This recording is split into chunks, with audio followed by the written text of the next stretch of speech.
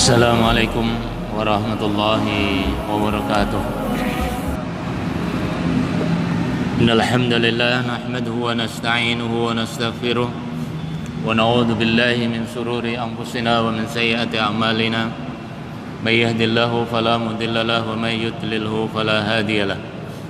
Wa asyhadu an la ilaha illallah wahdahu la syarika lah wa asyhadu anna Muhammadan abduhu wa rasuluh. Allahumma salli wa sallim ala nabiyyina Muhammadin wa ala alihi wa ashabihi wa man tabi'ahum bi ihsanin ila yaumi yub'atsun. Qala Allah ta'ala fil Qur'anil Karim, a'udzu billahi samil alim minasy syaithanir rajim. Ya ayyuhalladzina amanu taqullaha haqqa tuqatih wa la tamutunna illa wa antum muslimun. Ya ayyuhalladzina amanu taqullaha wa qulu qawlan sadida yuslih lakum a'malakum wa yaghfir lakum dhunubakum. Wa may yuti'illaha wa rasulahu faqad faza fawzan 'azima. Amma ba'du, al hadirun wal hadirat jamaah salat maghrib yang dirahmati Allah Subhanahu wa taala. Kita senantiasa bersyukur kepada Allah terhadap nikmat-nikmat yang telah Allah curahkan kepada kita, dan kita berupaya terhadap nikmat yang Allah berikan kepada kita ini kita manfaatkan, kita gunakan dengan sebaik-baiknya di jalan Allah Subhanahu wa taala. Jemaah yang dirahmati Allah Subhanahu wa taala, dalam kehidupan manusia tidak ada sesuatu yang tidak ada persoalan. Hidup ini pasti ada ujian, hidup ini pasti ada cobaan, dan pasti ada masalah. Di dalam kehidupan ini pun ada masalah yang bisa kita selesaikan dengan mudah. Ada perlu konsultasi dengan ahlinya. Ada juga permasalahan yang mungkin manusia tidak akan bisa memberikan solusi. Maka cara yang paling baik adalah ketika masalah itu terjadi, kita kembalikan kepada Allah Subhanahu wa taala, karena Allah lah yang mengatur kehidupan segala makhluknya. Wallahu ala kulli syai'in qadir. Maka Islam sebagai agama yang mencakup segala kehidupan manusia, termasuk persoalan-persoalan yang akan dihadapi oleh manusia, maka Islam memberikan solusi yang paling dahsyat di dalam kehidupannya. Ketika makhluk sudah tidak bisa dimintai pertolongan, ketika makhluk sudah tidak mampu memberikan solusi, maka solusi yang paling baik, yang paling mulia adalah kembali kepada Allah Subhanahu wa taala. Sebagaimana kondisi mungkin saat ini, ketika mungkin manusia dengan segala kecanggihannya, dengan segala kemajuannya, dan dengan kepintaran daya nalar pikirnya, ketika menghadapi wabah, ternyata kekuatan yang paling dahsyat adalah kita memohon kepada Allah Subhanahu wa taala. Nah, dalam pertemuan yang malam hari ini, kita kemarin masih melanjutkan kajian kita sholat taubat dan juga sholat istikharah. Nah, sholat istikharah ini adalah sholat sunnah yang memang dianjurkan oleh Islam, dianjurkan oleh Rasul Sallallahu Alaihi Wasallam ketika seseorang memiliki pilihan atau menginginkan sesuatu dari yang dikerjakan itu memberikan manfaat di dunia maupun di akhirat, untuk menyelamatkan kehidupan dunia, menyelamatkan kehidupannya di akhirat. Nah, ini ketika seseorang mengalami problem seperti itu, atau keinginan melaksanakan sesuatu, yang sesuatu ini ingin mendapatkan petunjuk dari Allah mana yang harus dijalanin, maka sholat sunnah yang dilakukan adalah sholat sunnah istikharah. Nah, sholat sunnah istikharah ini dalam pembahasan kitab Shalatun Nawafil ada dua hal yang penting yang harus kita pahami. Yang pertama, kalau seseorang memiliki niat, memiliki keinginan untuk berbuat kebaikan, ya. Jadi kalau sudah ingin berbuat kebaikan, kita mau sholat, kita mau puasa, itu tidak perlu istikharah, gitu loh. Ya, misalkan, barakallah. Misalkan orang mau puasa, saya besok mau puasa hari Kamis, istikharah dulu, baik atau tidak perlu. Ya, karena itu sudah jelas, gitu loh. Ya.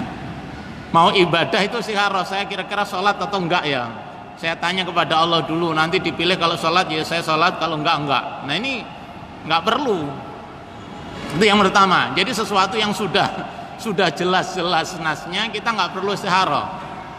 Nah, jadi wilayah itu termasuk menjauhi larangan.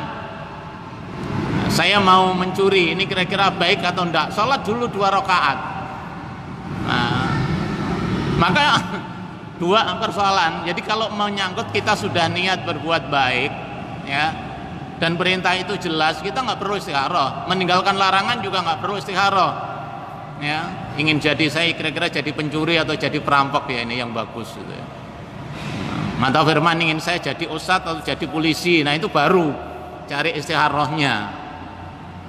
Tapi kalau sudah keyakinan itu sudah kokoh, ya, keyakinan yang sudah kokoh, maka baru kita jalan keluarnya apa. Ketika ada 2 pilihan misalkan, 2 pilihan ini sama-sama baik menurut kita. Ya, kita punya anak ingin disekolahkan, ya, ingin pendidikannya sukses, kira-kira diletakkan di mana. Nah, kita minta petunjuk kepada Allah Subhanahu wa taala. Maka dalam hal ini Rasul sallallahu alaihi wasallam memberikan pesan kepada kita. Jadi kalau sudah perkiraannya ini mana yang baik, kalau itu ada 2 kebaikan, mana yang lebih afdal, ya, maka dipilih. Ya, dipilih mana yang Allah memudahkan urusan itu. Kemudian yang kedua, pelaksanaan sholat istikharah ini 2 rakaat. Ya, 2 rakaat. Kemudian bisa dilaksanakan di malam hari, bisa dilaksanakan di siang hari. Nah, di dalam hadis nanti disebutkan kemudian berdoa. Setelah sholat 2 rakaat itu kemudian berdoa, yang doanya sudah diajarkan oleh Rasul Shallallahu Alaihi Wasallam bagaimana bentuk doanya, yang di dalamnya ternyata terkumpul 2 keinginan yang terkait dengan kemuliaan dunia, kemudian keinginan agar orang itu diselamatkan oleh Allah, ya, dari azab neraka, atau justru Allah akan memberikan kekokohan di dalam agamanya. Ini yang penting, 2 hal yang harus kita pahami. Jadi dalam urusan yang berbuat kebaikan, mau sholat, mau puasa sunnah, ya, mau sholat sunnah, atau mau meninggalkan larangan, tidak perlu istikharah dulu, ya, karena dalilnya jelas, nasnya sudah jelas. Beberapa hadis, ya, hadis yang sangat populer, sayang ini di Bulughul Maram tidak disebutkan. Ya, hadis yang sangat populer disampaikan oleh Rasul Shallallahu Alaihi Wasallam, ya, dalam bab ini. Hadis ini sahih, ya jemaah sekalian, hadis ini sahih. Nanti kita lihat dari sisi teks doanya, ya, dari sisi teks doanya, betapa doa yang diajarkan Rasul Sallallahu Alaihi Wasallam itu sangat dahsyat, ya.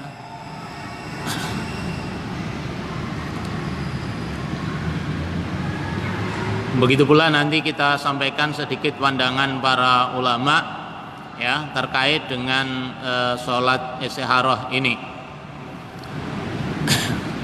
Jemaah yang dirahmati Allah Subhanahu wa taala, hadis ini diriwayatkan oleh Imam Al-Bukhari di dalam sahihnya dari sahabat Jabir bin Abdullah radhiyallahu an.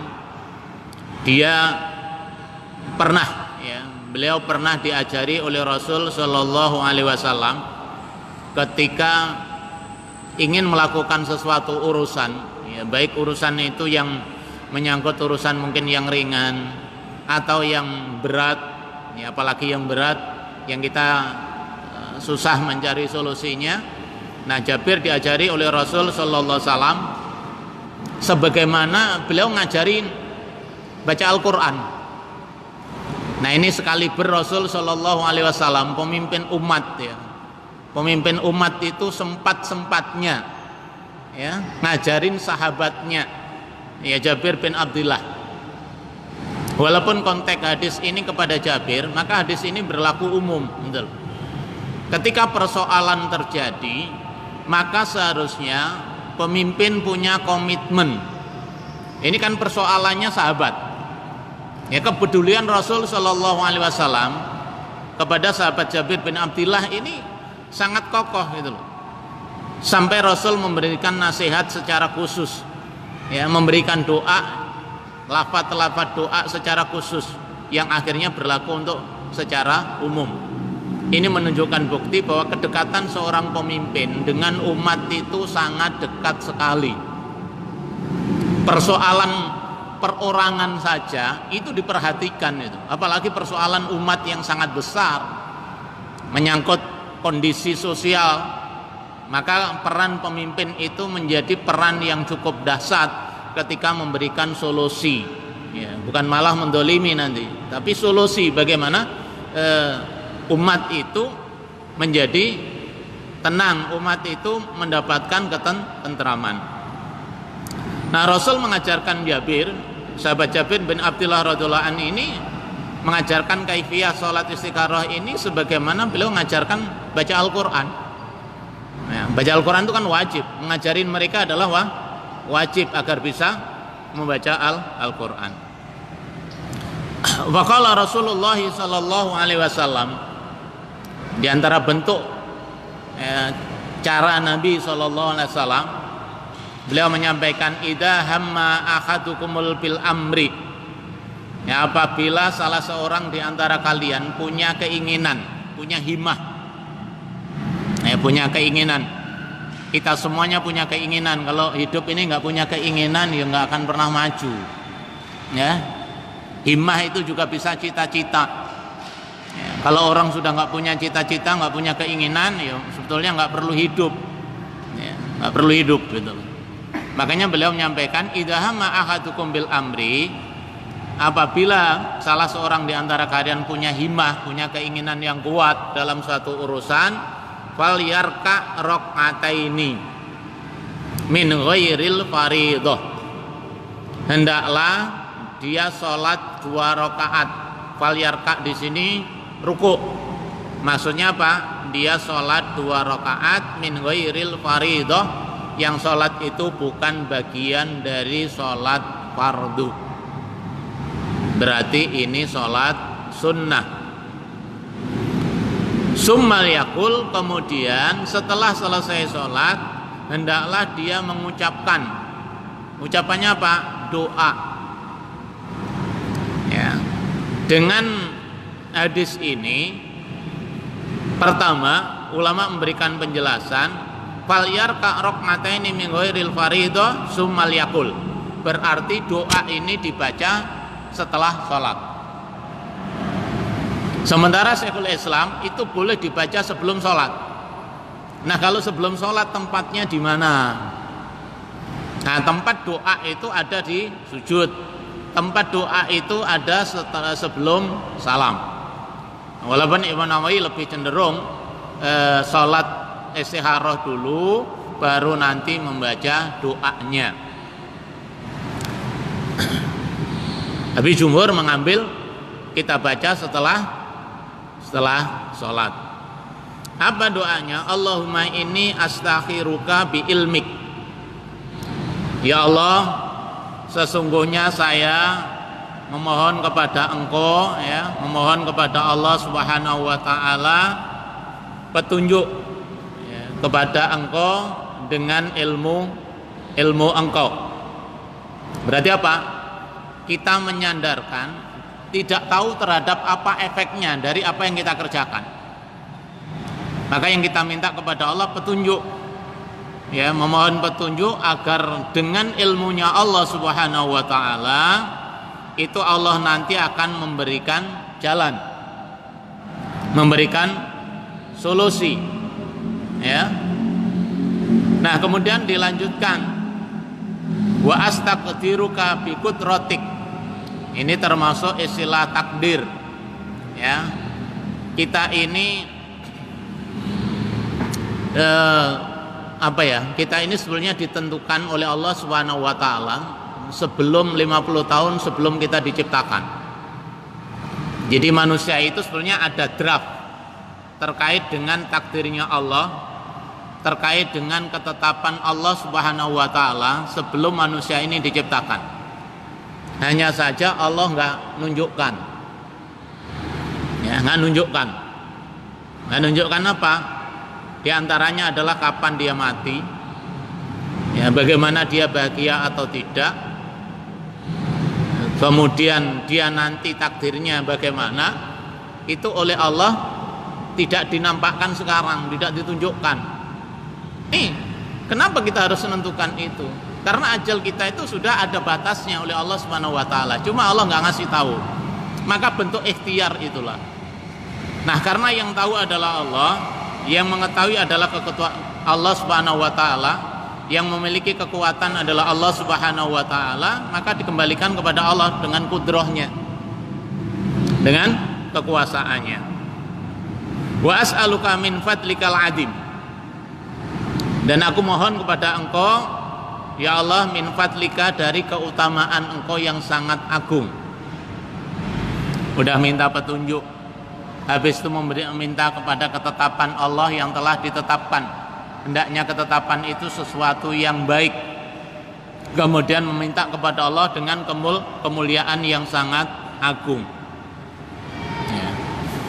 Fa innaka taqdiru wala aqdiru, karena sungguhnya Engkau ya Allah yang memberikan takdir, Engkau lah yang memberikan ketetapan. Jadi kita nyadarinlah bahwasanya ketetapan dari Allah itu kembalinya kepada Allah. Bahkan nanti kekuasaan Allah, yang berkuasa terhadap kita itu juga Allah.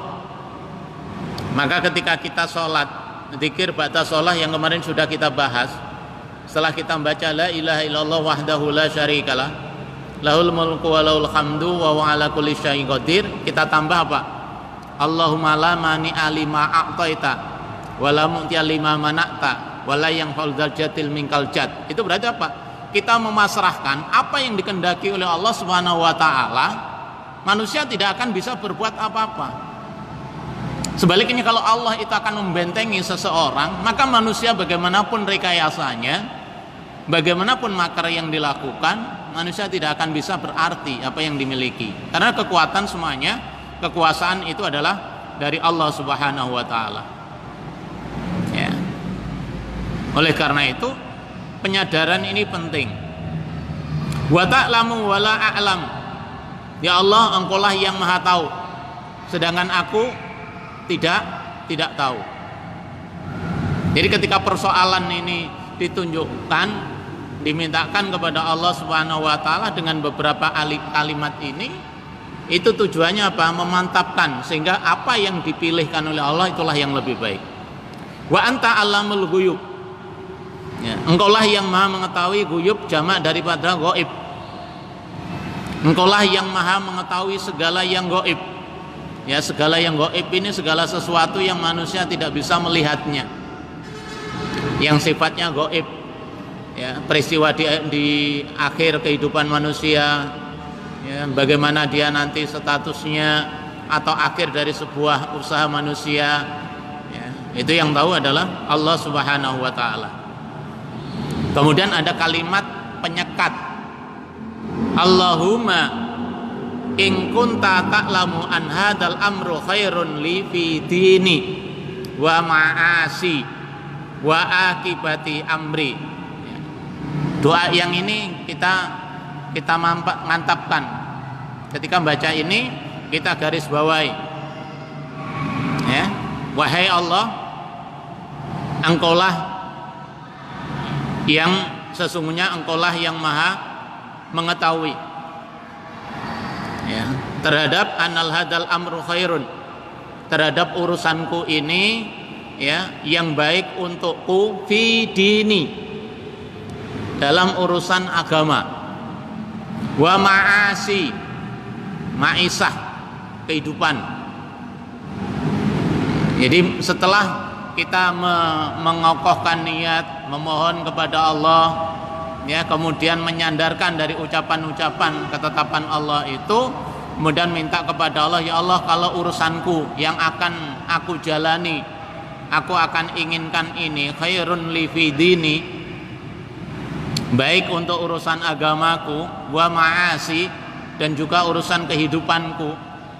Ma'isah ini sering diterjemahkan orang-orang bangil mana, ya, mencari ma'isah, mencari kehidupan, ya.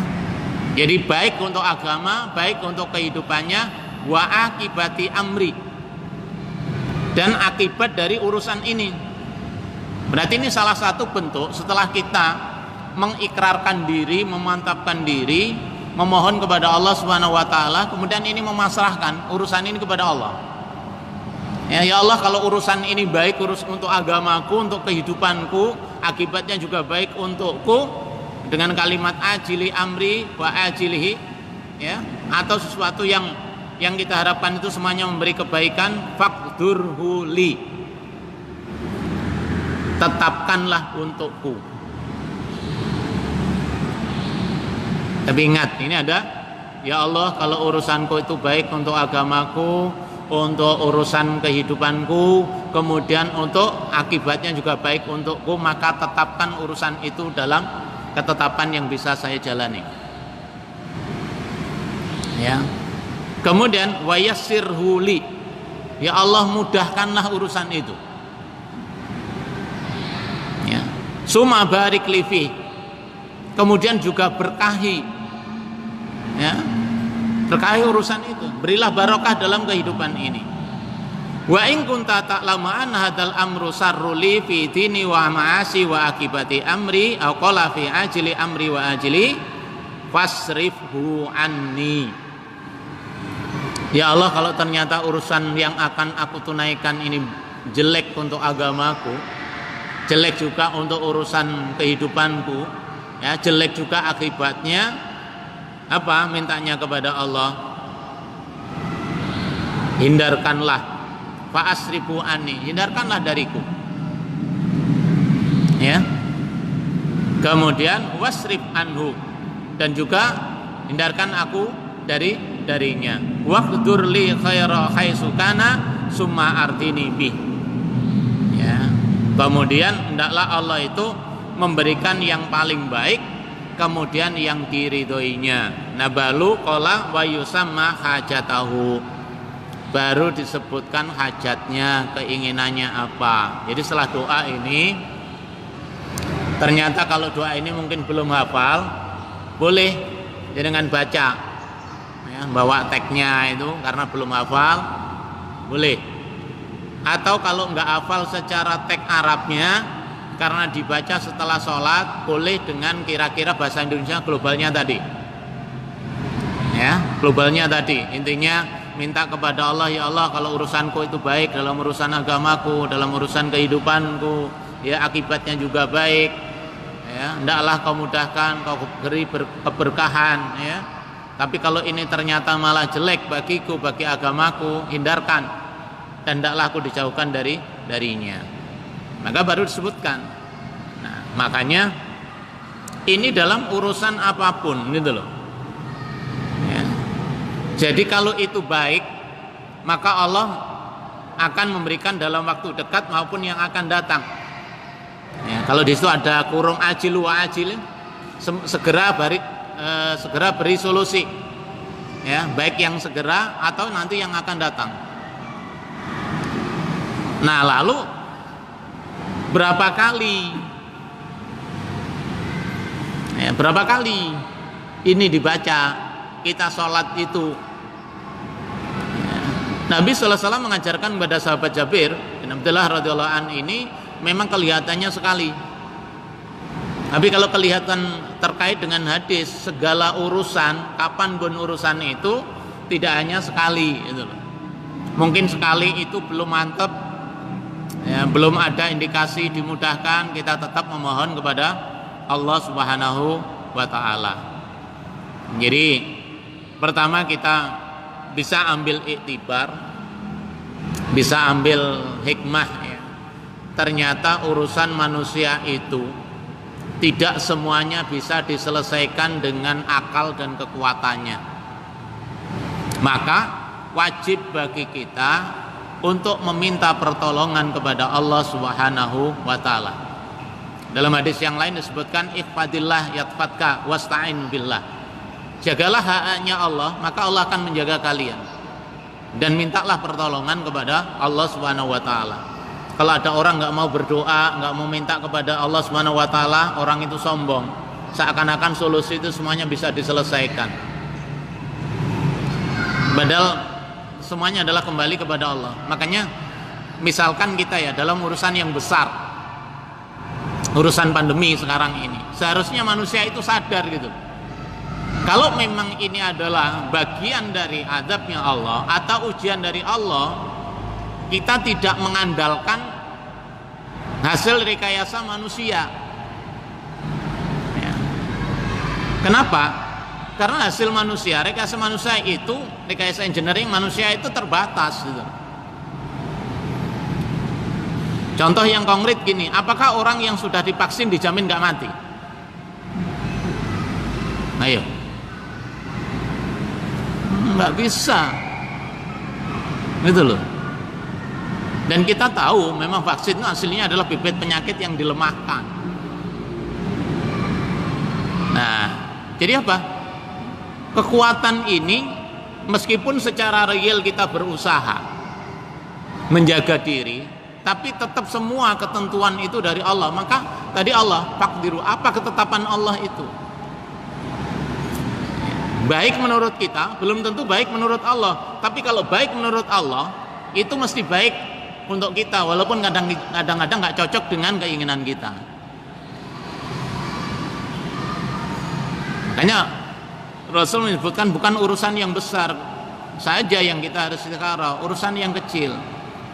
Makanya kita solusinya apa? Kondisi yang seperti ini seharusnya banyak yang harus bertaubat kepada Allah Subhanahu wa taala.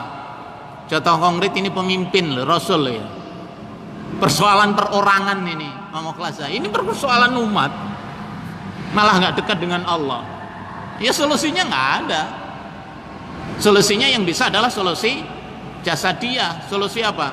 Dohir. Ya, obat. Udah, obat, vitamin, nanti vaksin. Tapi akhir kehidupan manusia nggak bisa itu menyelamatkan, gitu loh. Nah, jadi boleh, ikhtiar boleh, minum jahe, minum ini, silahkan, gitu loh. Tapi nggak bisa kemudian pokoknya ini mesti selamat semua. Karena ada rentetan kehidupan manusia. Makanya tadi ada kunci apa? Baik untuk kehidupan, baik untuk urusan agama itu loh. Kalau diuji Allah malah stres, diuji Allah malah nggak dekat dengan Allah, ya nggak tahu lagi lah mau minta pertolongan sama siapa. Karena manusia sifatnya terbatas. Nah yang kedua jemaah sekalian, jadi urusan-urusan manusia hendaklah dikaitkan dengan ibadah karena kemampuan kita terbatas ya. Cuma ya masyarakat kita itu baru istikharah kalau urusan jodoh ya, kate apa mau menikahkan anaknya istikharah dulu, itu yang banyak loh Pak. Kira-kira cocok enggak ya, apalagi pilihannya dua, bingung. Padahal hadis ini sifatnya umum, tidak hanya urusan jodoh, tidak hanya urusan pendidikan, tapi urusan-urusan yang menyangkut urusan dunia dan akhirat, itu yang penting. Ya. Makanya jangan membuat kadang-kadang masalah yang kecil dibiarkan, ya, karena masalah yang kecil itu bisa menyulut sesuatu yang sangat besar, sangat dahsyat dan nanti akan menjadi sulit. Wasani, dan yang kedua, hukum waris, membagi waris itu mudah, membaginya mudah, memperhatikan urusan waris ini menjadi hal yang wajib dan mudah, tapi prakteknya sulit. Nah, ketika orang memilih bahwa hukum yang ditetapkan oleh Allah, waris itu sudah rinci. Siapa yang dapat 1/6, siapa yang dapat 1/8, siapa yang dapat 1/4, siapa yang dapat 2/3, ya rinci sudah. Nah, ketika orang diminta, kira-kira ikut yang mana? Karena pilihannya mesti ketika itu beda. Ada seorang wanita meninggal, tidak punya suami. Nah, suami yang sudah meninggal duluan misalkan, dia punya anak 2 perempuan. Nah, kemudian si ibu ini hanya punya saudara kandung 1 perempuan juga. Nah, secara hukum waris harta itu mesti dibagi karena 2 anak perempuan 2/3, sisanya satu untuk siapa? Saudara kandung. Logika kita kayaknya nggak jalan. Apa? Lah kok enak uang itu nggak ikut-ikut, ini kan ibu saya, berarti itu uangnya saya. Salah hukum waris, saudara kandung dari ibunya dapat, karena suami nggak ada, orang tua nggak ada, hanya punya 2 anak perempuan dan saudara kandung perempuan 1, maka sisanya kembali ke saudara kandung. Nah kok nyimut gak melu-melu kok dapat, ya itu hukum Islam. Ketika itu tidak diperhatikan, maka persoalan yang dasar apa? Terputusnya tali persaudaraan, dan akibatnya apa? Wanti-wantinya Rasul, la yadkhulul jannata qati'un wa huwa qati'ur rahim. Tidak akan masuk surga orang yang memutuskan tali persaudaraan. Nah, jamaah sekalian yang dirahmati oleh Allah Subhanahu wa taala, maka ini pesan-pesan yang disampaikan oleh Rasul. Imam An-Nawawi yang punya Riyadhus Shalihin, ya, beliau menulis Riyadhus Shalihin, beliau memberikan gini. Jadi secara lahiriah manusia itu butuh Allah, ya. Secara lahiriah kita itu butuh Allah. Bang kita itu butuh manusia, bantuan dari manusia, maka wajib kita itu butuh Allah. Maka Ibnu Hajar Al-Asqalani, Imam Al-Bukhari mau nulis hadis dulu, Pak. Mau nulis hadis itu istikharah dulu. Kalau kita enggak, istikharah dulu. Karena dipikir manfaatnya. Ya. Kalau ini minta petunjuk Allah, maka hasil dari goresan-goresan penanya adalah akan membawa petunjuk kepada orang lain. Ya. Maka ini contoh perkara yang sepele. Beliau yang jelas menulis hadis itu baik, tapi bagaimana hadis itu benar enggak, karena pertanggungjawabannya bukan hanya di masa dulu sampai nanti di akhir zaman. Maka idza ma akadukum bil amri, kalau memang seseorang mempunyai keinginan suatu urusan, hendaklah kita memohon kepada Allah Subhanahu wa taala agar apa yang dilakukan baik untuk agamanya, baik juga untuk kehidupannya, dan akibatnya adalah kebaikan, dan berupaya apa yang dilakukan kalau itu jelek Allah segera menghindarkan itu. Sehingga doa yang sering kita baca, Allahumma arinal haqqa haqqa warzuqna tiba'ah wa arinal batila batila warzuqna ijtinabah, itu bagian juga dari doa agar kita diberi kemudahan oleh Allah mengikuti kebenaran dan meninggalkan hal-hal yang dilarang oleh Allah Subhanahu wa taala, semuanya atas kekuasaan Allah Subhanahu wa taala. Mungkin itu yang kita bahas pada malam hari ini. Allah alam, ya, semoga ini bermanfaat bagi kita. Meskipun konteksnya sebenarnya adalah sholat istikharah, tapi makna yang ada di dalamnya adalah sangat luas yang bisa kita gali. Semoga Allah memberikan kemudahan kepada kita untuk memberikan solusi dalam urusan-urusan kita yang besar atau yang kecil, yang menyangkut urusan agama atau menyangkut urusan kehidupan kita, dan Allah memberikan solusi dengan jalan yang mudah bagi kita untuk mengikuti kebenaran itu. Subhanakallahumma bihamdik asyhadu an la ilaha illa anta astaghfiruka wa atubu ilaik. Wassalamualaikum warahmatullahi wabarakatuh.